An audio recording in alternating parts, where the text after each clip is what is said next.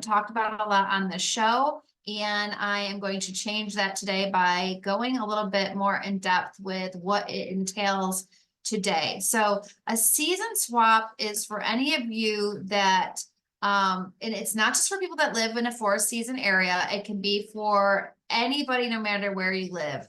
It really is about setting up your closet in your everyday clothing space, whether that be a closet, a dresser, a rack, bins, whatever, wherever you keep your everyday clothes that you get dressed with, very specifically set up for the current season. And I don't care if you have a gigantic closet, this still is important and necessary because it helps our brain really hyper focus on the clothing that we're going to put on our body during this time of year. For this episode in particular, I'm going to use fall, winter as my example because that's where we're at, but the same thing can pertain to spring and summer. And I do this twice a year in my own home, and I do this for many, many clients where basically during a season swap, we're not just setting it up for the current season, we're also using it as a opportunity to purge and organize what we have. So I'm going to kind of walk you through this, and it's super easy. It helps you to use your clothes better. It helps you to get excited about getting dressed, and it helps you save space and time, which, you know, on Make Room Show, I'm all about creating more space, time, energy, and money in your life. And the season swap will help you do that. So very, very excited to talk about this. Now, here's the thing. So for fall, winter, what a season swap looks like to me is I go in my closet and I start to say, what am I not going to wear for the next 6 months? A lot of times it is based on the type of clothing, the fabric. For example, I'm not going to wear linen pants in the dead of winter here in New York, but I will wear my linen pants when I am in Florida. So I have to basically set up my wardrobe in an organized way that works for how I actually live, right? So I still can access my opposite season clothes because I do travel between New York and Florida a lot. Or even if you're just wanting to go on vacation in the dead of winter, you want to be able to easily access your spring and summer clothes during the fall winter season, but you don't want them mixed in your everyday wardrobe, if that makes sense. So I go through my closet and I pull out things that I do not want to put on my body for the next 6 months. Also, for me, there are certain colors that I only wear specifically during different times of the year. So for example, a baby blue shirt I probably won't wear in the winter. I'll only wear in the spring and summer. And I find with clients that I've worked with, this is different from everybody. Sometimes people don't dress seasonally.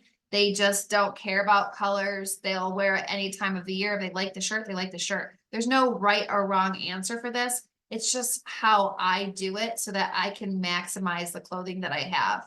In the fall, I'm really into oranges and rust colors, but in spring and summer, I hardly ever wear orange. It's just my personality. So keep it in mind when you're setting up your season. So the first thing to do is to really go through and say, what do I not want to wear for the next 6 months? The second thing is to pull those things out, separate them, like start a pile on your bed, but don't put them, or I'm gonna say this.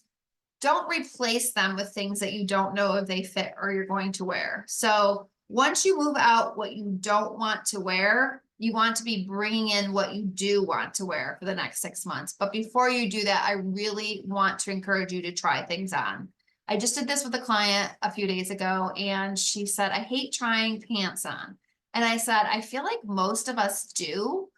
Most of us don't like to try on pants, but it's still a necessary thing because you're either going to try them on now or you're going to have to try them on, next year. Because if you don't know if they're going to fit, like if I'm bringing a pair of fall pants in and I don't know if they're going to fit, there is going to be so many opportunities when I go to get dressed in the morning that I don't grab those pants because I don't want to make time to try them on right then and there.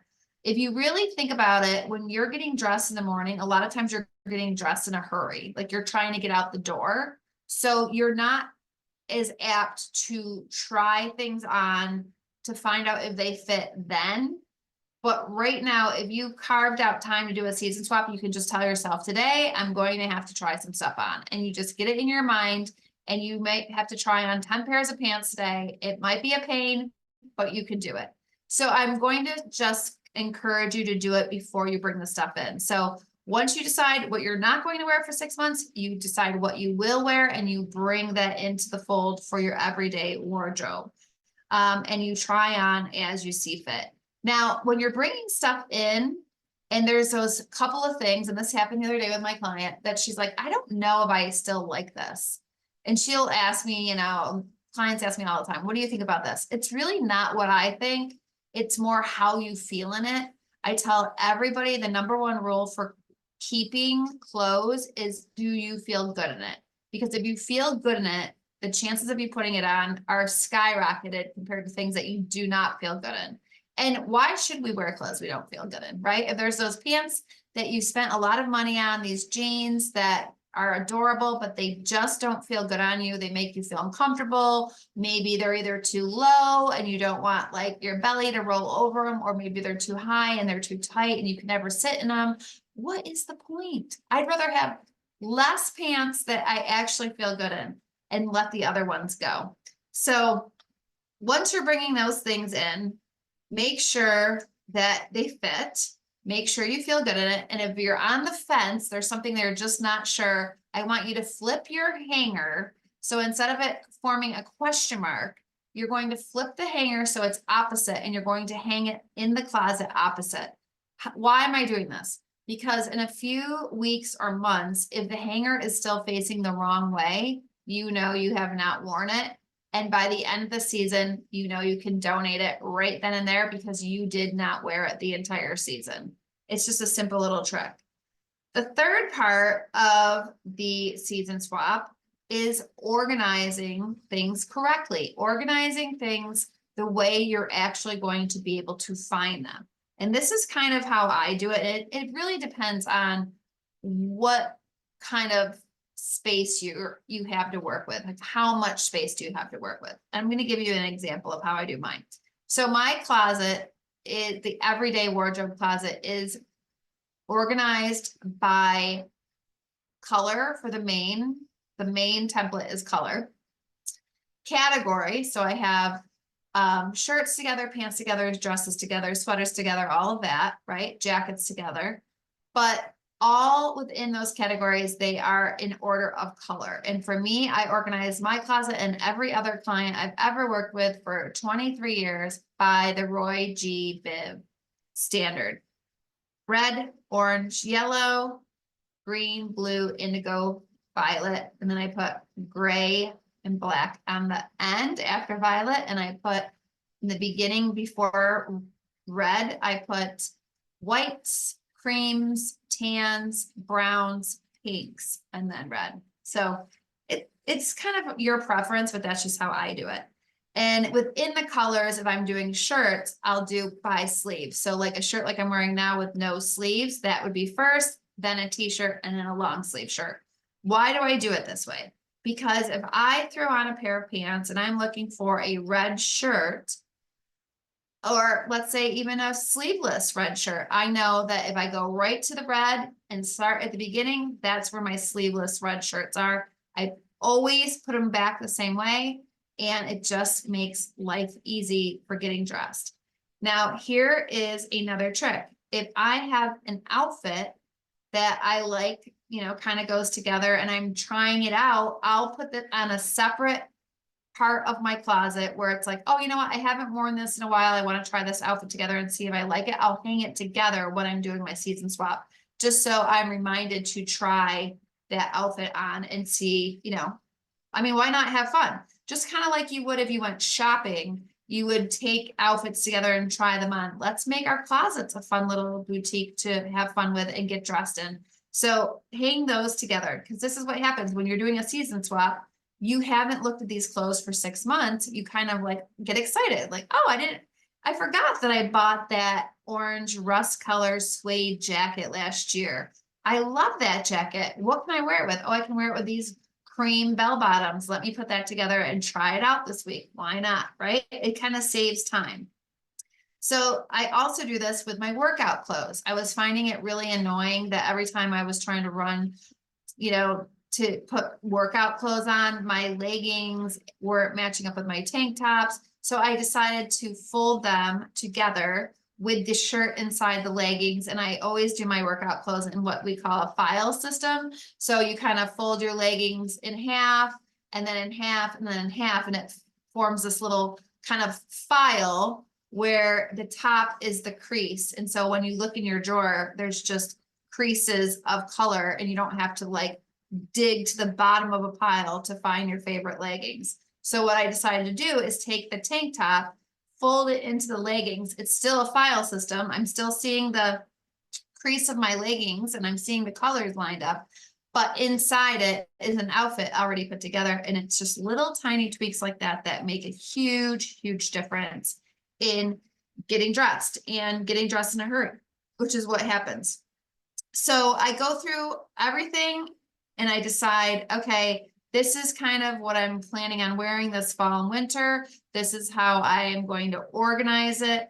I get rid of, you all know I'm a total hanger snob anyways. I don't let my clients have any mismatched hangers, and I don't use them. So if there were to be any crappy wire hangers, let's say, get rid of them at this point, because this is when you want to get rid of any junk in your closet. You want to kind of have a fresh start, line up your bags, wipe down the shelves, dust everything, vacuum the floor, just give it like a fresh feeling, like you would like a brand new season. Like, why not? Let's get excited about this new season. Let's get excited about wearing the clothes that we have spent our hard-earned money on, and let's make it as easy to get dressed as possible. What you don't want to do is overpack this space, because that it doesn't matter how cute the clothes are. It doesn't matter how much money you spent. It doesn't matter how organized it is. If it's super packed, if it's jam-packed, you can barely move the hangers back and forth, it will not be fun to get dressed. Okay. That's another tip. It just needs to be simple. It needs to be you. It needs to be the colors you're going to wear. It needs to be the styles you're going to wear. I'll give another example of what I see very common. This happens a lot. This is very common.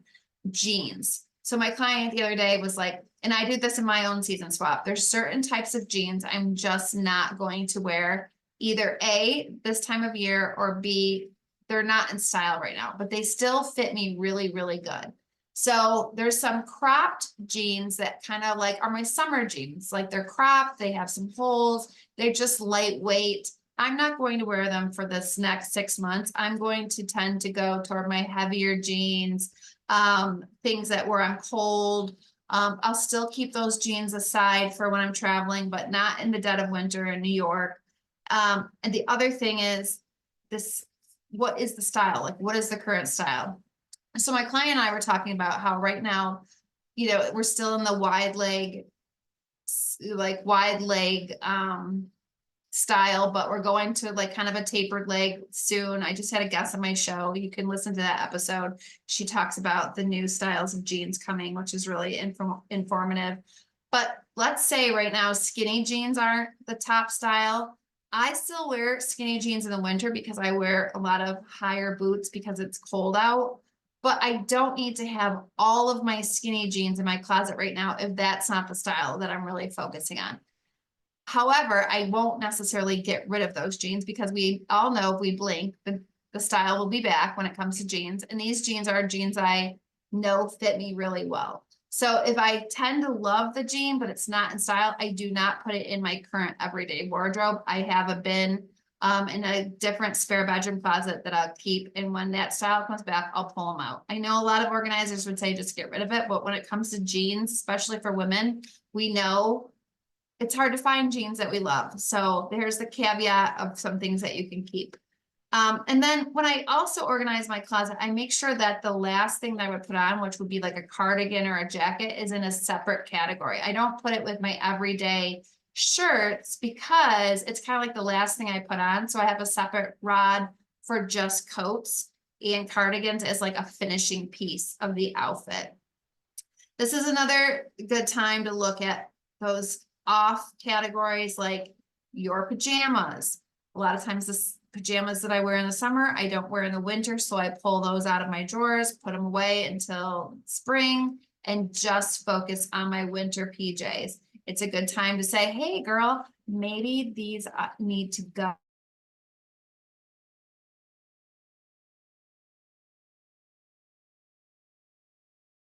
I don't care if only your partner sees you in this, you're better than that. So it can maybe, let's do a rule of like no more than 2 pairs that are just hideous, but they're so cozy, comfy. You love them. You can't live without them. It's like the pair you put on when you have your period, or the pair you put on when you're curled up by the fire watching a cozy movie. Like we all have pajamas that are just like comforting, right? If you're sick, but we really don't need more than 2 pairs. So let's step up the PJ game, ladies, and let's let go of the PJs that are just pilly, stained, gross, ugly, and we're not feeling good. There's so many cute loungewear sets out there now. I have had a really, like, I've made a personal commitment to myself to be shopping for those cute loungewear sets, cute PJ sets. Just because we can, right? We're not, especially when you get to the point where you're a middle-aged woman and you deserve to have a little bit of money invested in PJs. So this is your permission slip. Go get some comfy clothes, some loungewear, some PJs that are not only comfy, but also cute, and you look good in them. You feel like your best self. And I will say you might as well go ahead and grab a couple sexy outfits too, because who doesn't need that at this age just to feel good about themselves. And if you don't feel good about it, your spouse will appreciate it for sure. So those kind of things, look at that. It might be a good time to say, oh, I'm going to go through if there's any socks that do not have a match, get rid of them, throw them out. If your bras and panties are starting to look a little bit worn, maybe let some of those go and replace them. I like to have a note on my phone for when I'm in the store shopping, because you forget. So if I'm like, okay, I really need to get a few more pairs of panties or cute pajamas, I'll put them in a note app on my phone, just labeled shopping. And I always look at that when I'm in the store, because sometimes I don't know, I'm going to run into a store. I'm going to have a few minutes. I'm like, oh, what did I need? I forgot.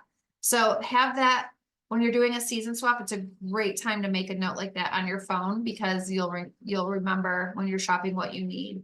Or even with the holidays come up, maybe you tell your partner, hey, this is what I want for Christmas.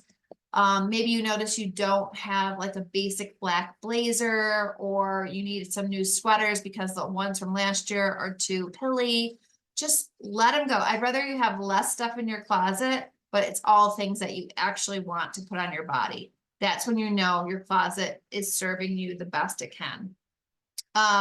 So after that, you should feel like, I'm trying to think if there's any other categories where you really probably want to take a look at it. But I just did my season swap last weekend, and that's what I did. And I did it with a client this week, and it's kind of like the process that I use. And I thought it might be helpful to share that.